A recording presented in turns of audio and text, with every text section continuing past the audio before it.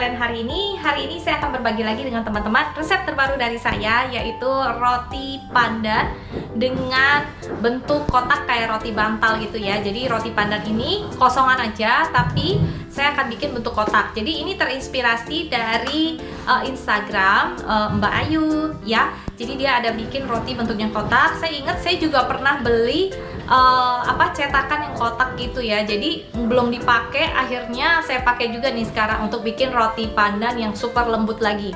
Jadi kalau sebelumnya saya sempat bikin roti sobek yang lembut juga, tapi kali ini lebih lembut lagi karena saya hanya pakai kuning telur aja.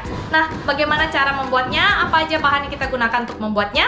Langsung aja yuk kita ke bahan-bahan untuk membuat roti pandan super lembut. Di sini saya sudah punya bahan-bahan yang kering. Di sini terdiri dari 300 gram tepung terigu protein tinggi. Ini tepung terigu protein tinggi saya pakai Cakra Kembar Emas Oriental ya. Lalu di sini ada 50 gram gula pasir ya, atau 5 sendok makan gula pasir, 4 gram yeast atau sekitar 1,5 sendok teh yeast. Lalu ada sekitar 15-20 gram susu bubuk Denko full cream saya pakai ya.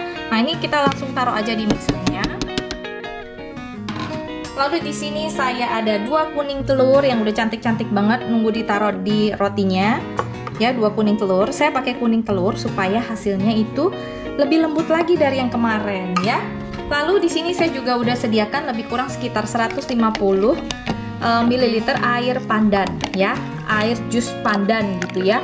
Kalau kalian mau bikin endapan juga boleh. Nah, kalau untuk endapan kalian cukup pakai sekitar 50 gram endapan pandan ditambahin dengan susu atau air gitu boleh ya. Nah, ini karena saya mau cepet, jadi ini jus pandan ya. Jadi sekitar 10 sampai 15 lembar pandan itu di blender, disaring airnya seperti ini. Jadi saya kasih sedikit air lalu disaring seperti ini ya.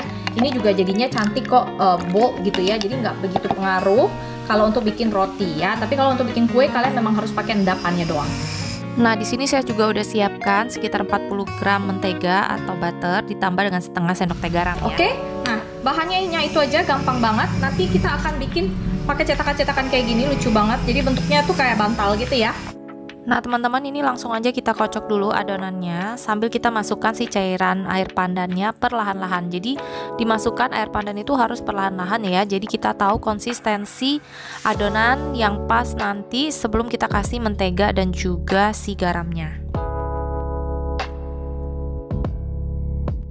Nah, teman-teman, ini udah pas banget nih kalau adonannya udah nyatu gini semua, warnanya udah cantik banget tuh ya, teman-teman. Oh, warnanya udah cantik banget kayak gini. Ini berarti kondisinya tuh airnya udah pas ya. Nah, lalu kita akan masukkan si butter dan garamnya di sini.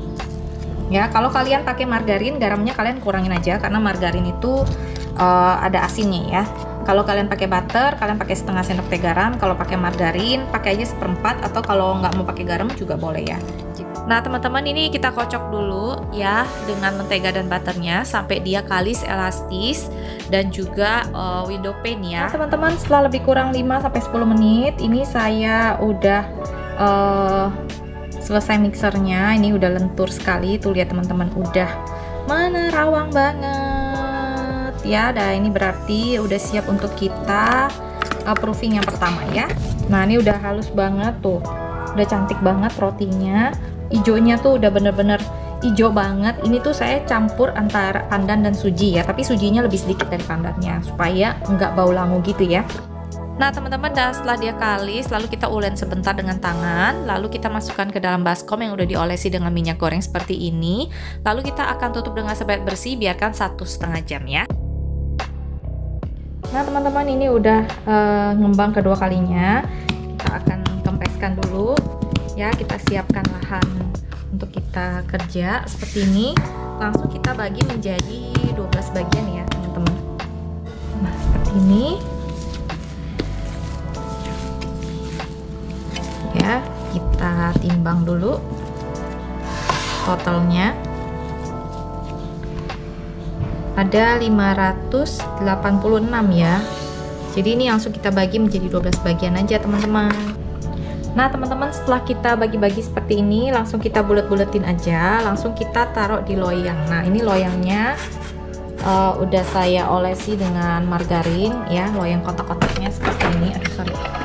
Ini loyang kotak-kotaknya udah saya olesi dengan margarin ya, pinggir-pinggirnya. Dialasi dengan kertas loyangnya supaya tinggal dimasukin ke dalam loyangnya ya, begini ya. Nah, tinggal masukin aja di tengahnya gini ya, kayak gitu ya. Kita lakukan semua sampai habis.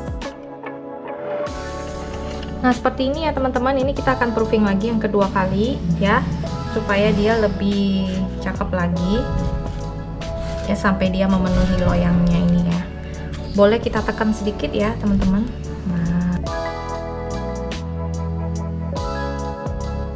Nah teman-teman, ini udah sekitar hampir 40 menit. Ini udah ngembang banget kedua kalinya.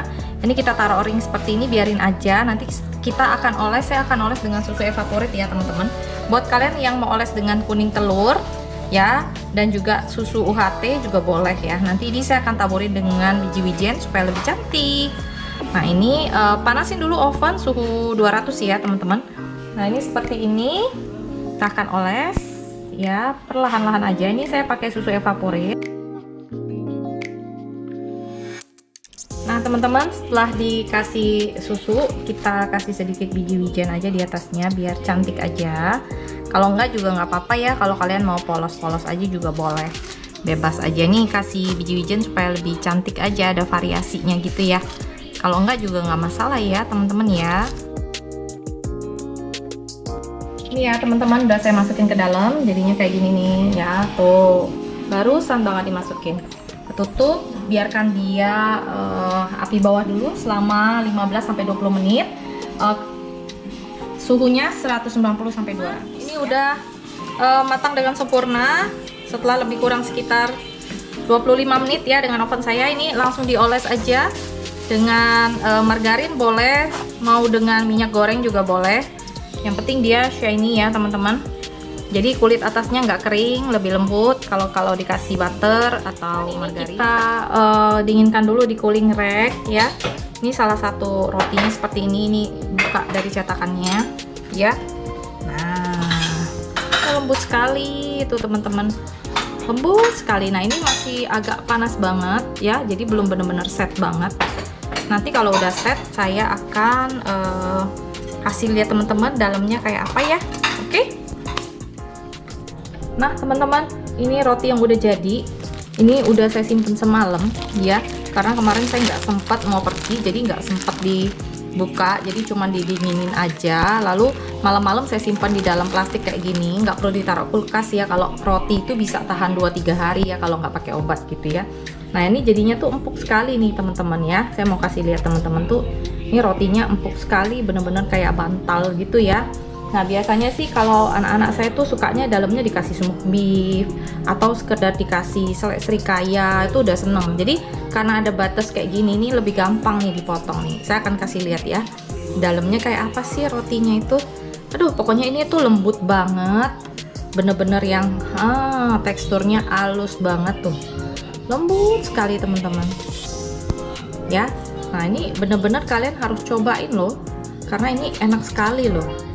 Nah teman-teman, kalian lihat sendiri betapa empuknya roti ini. Kalian jangan lupa coba, jangan lupa juga ikutin resep dari saya ya, dengan subscribe, like, dan share. Sampai di sini dulu resep dari saya. Sampai jumpa lagi di resep berikutnya. Dadah.